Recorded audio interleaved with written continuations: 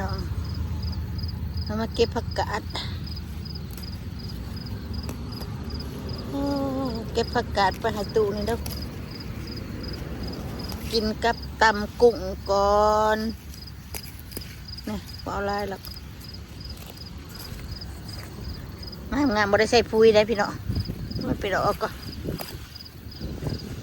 ได้ใส่ปุ๋ยได้นี่ในมันเหี่ยเก็บเอาตัวอ่อนไปแล้วกิน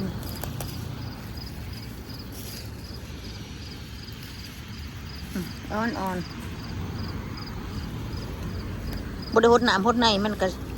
เกิดตามธรรมศาสตร์ของมัน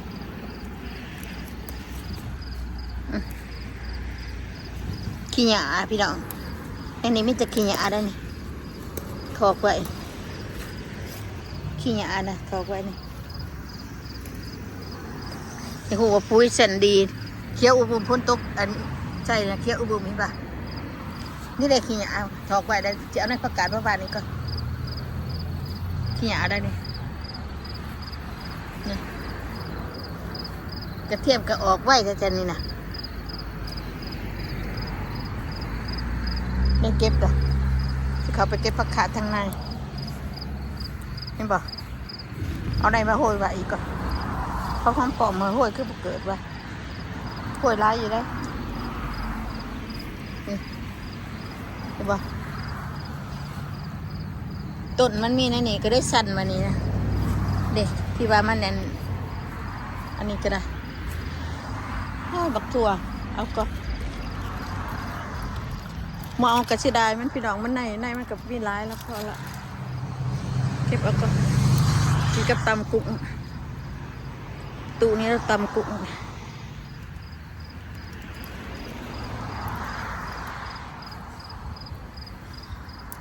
ในบักถั่วแดงนี่มันก็มีได้ละ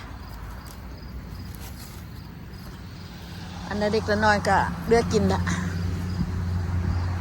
เพราะว่าผู้ใหญ่เก็บถั่วเปล่าในมันบอกว่ามันร้ายแล้ววะเอาไปเสียงน้าพี่น้องเนาะเขาไปเก็บบักแตงก่อนเก็บแตงเนาะยังโอ้โหดังเก็บบักเขือบักแตงอยู่ไหนก่อนโหไฟดังว่ะตัวในชีมาตัดก็พอมันออกตัดตัวได้คอยสิตัด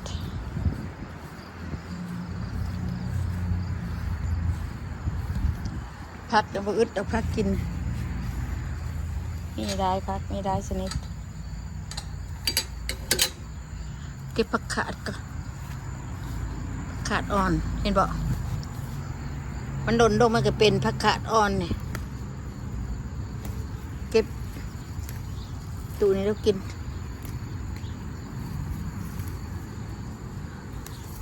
โอ้หยานี่มันยามไม่ดีหรอเก็บผักกาดอ่อนให้แล้วก็อันนี้ก็บ่ได้เก็บจากเถื่อหล่นด้วยกันนี่มันเหี่ยในมันเหี่ยถือกับเกิดพี่บอกพี่ตัวในเหี่ยพ่อตัวในก็จะบอกเอาโดนเนี่ยปีหนากับบักไล่แล้วนี่ปีหนากับไล่แทนแล้วนี่โอ้เวียมันนะ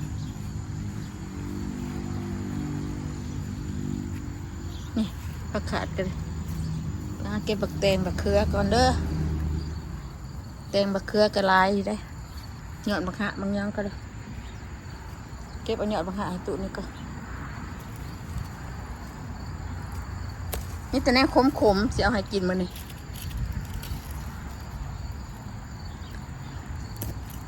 เด็ดหยอดมันเด็ดหยอดบักหะมาแข่งขม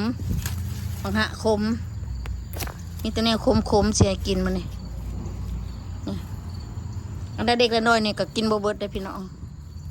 ตู้นี้ต้องกินโบเบิร์ดจ้ะผักขาดบ้านคนนี้มันเต็มที่ด้วย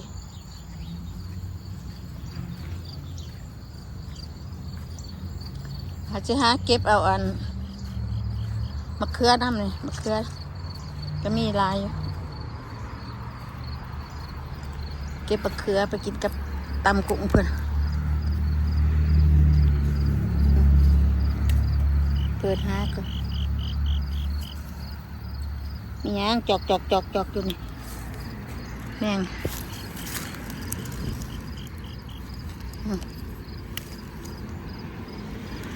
เขือกระเดะเดี๋ยวหน่อยนะเขือเดะเลยอันนี้บ่งามพี่น้องปากบึ้ใส่มีใส่เนี่ยเขือเดะเลยเขือเลยเมื่อเข้าใจมันหนาวหน่อยนะมันกับเป็นเดริบักเขือนี่เด็ดหน่อยนี่นี่มาไงนี่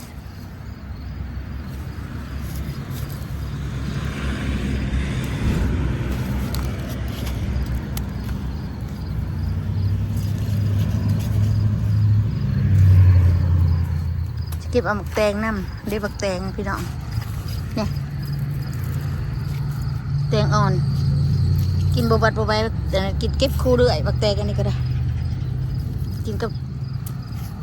แจ่วกุ้งตำกุ้งก็เด็กก็เป็นลายอยู่นะ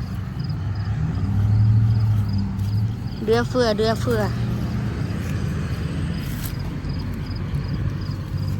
พื่อตัวนี้บ่เป็นปะนี่มีนอนเนี่ยมักถั่ว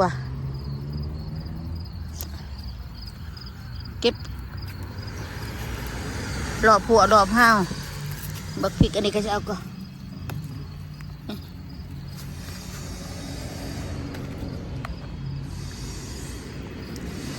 เก็บคู่มือพักนี่ก็ได้บ่บ้านยังบักถั่วก็เก็บคู่มืออันนี้แต่ก็จะเก็บอีกแล้วนี่มือบ้านนี่พี่น้องก็เห็นที่เก็บเนาะคลิปบ้านนี่เก็บบักถั่วพวกพอบ่ให้เก็บป้าไปเนี้ยไปกินนี่แหละเก็บไปกินนี่เอาไว้ที่ยังไรใช่แนวกันลายๆนะเดี๋ยวนี่ไปรับสาบอยู่เก็บไปกินเอาไว้เพียงในเงามันเกิดเป็นลายแล้วแนวพอละเห็นป่ะเก็บยังต่ออีกมียังต่อมีแนวต่ออยู่อ่ะมีหลายอย่างต่อมาพี่น้อง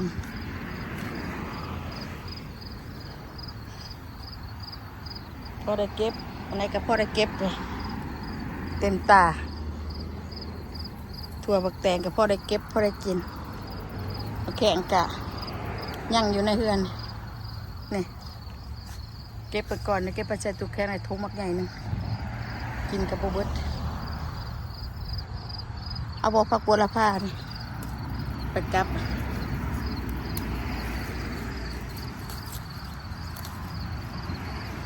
เอาอันเด็กละหน่อยเนาะบ่เลยเอาอันลายเนาะ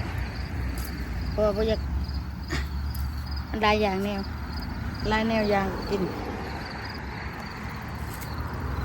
ไปหาหลอกเรื่อยๆ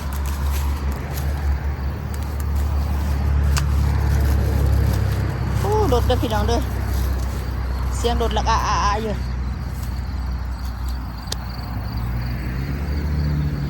เกี่ยวหัวมันจะเป็นยังบักอันอืดนอนตัวจะเป็นเหี่ยว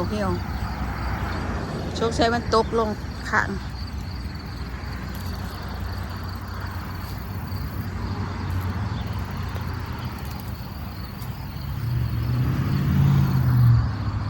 บางเดือนหมู่บ้านนี่น้อยๆเดี๋ยวมันนี่ก็ใหญ่แล้วเนี่ยผักบวบใหญ่ไม่ไร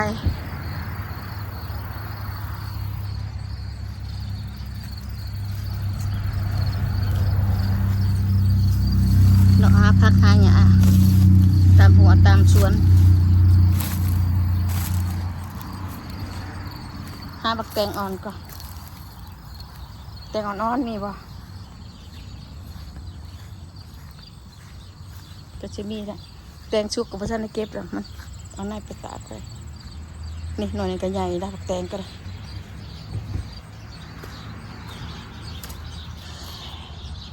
เด็กพี่น้องใหญ่ได้ก็ประหยัดดิก็เอาพอดีกินนี่แหละหน่วยพระท่านใหญ่ปากใหญ่ก็นี่จะเราก็หน่วยนี่ขึ้นมาพอได้กินบรวงร้ายพายหมากพอได้กินเก็บอยู่คุม หาเบิ่งบักแตงอันอ่อนๆก็มีบ่บ่นอนก็บ่มีก็บ่เอาละบักแตงจริงอ่ะนะบักแตงจริงมีบ่หน่วยอ่อนหน่วยซ้ำกับปั่นกันยังมีบ่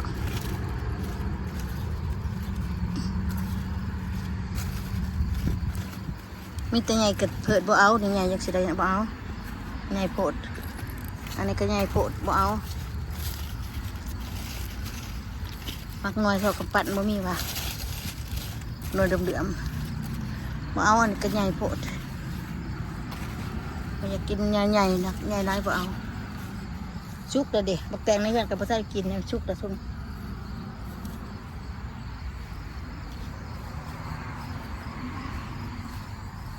ชุกบ่ได้ชุกบ่ได้ปลามันหน่วยใหญ่ๆบ่มันเป็นจังไดเอาหยอดกระทิดนำบ่โอ้ยหยอดกระทิดก็หยอดบางใหญ่มาให้บ่เดี๋ยวเพื่อสิเอาหยังก็ได้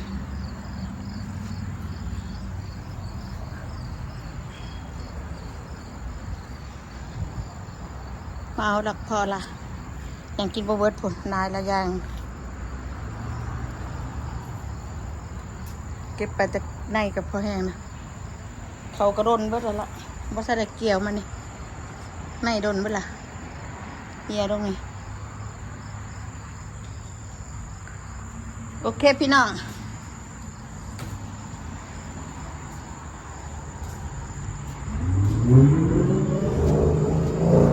อย่าลืมกดไลค์กดแชร์กดติดตามพี่น้องเพราะว่าอยู่ไกลอยู่ใช้กับคือกันอยู่ได้อยู่เนาะพี่น้องโศกมานำด้วยนะพี่น้องเด้ออยู่ดีมีแหงเบ้อจุกขู่สู่คนวาย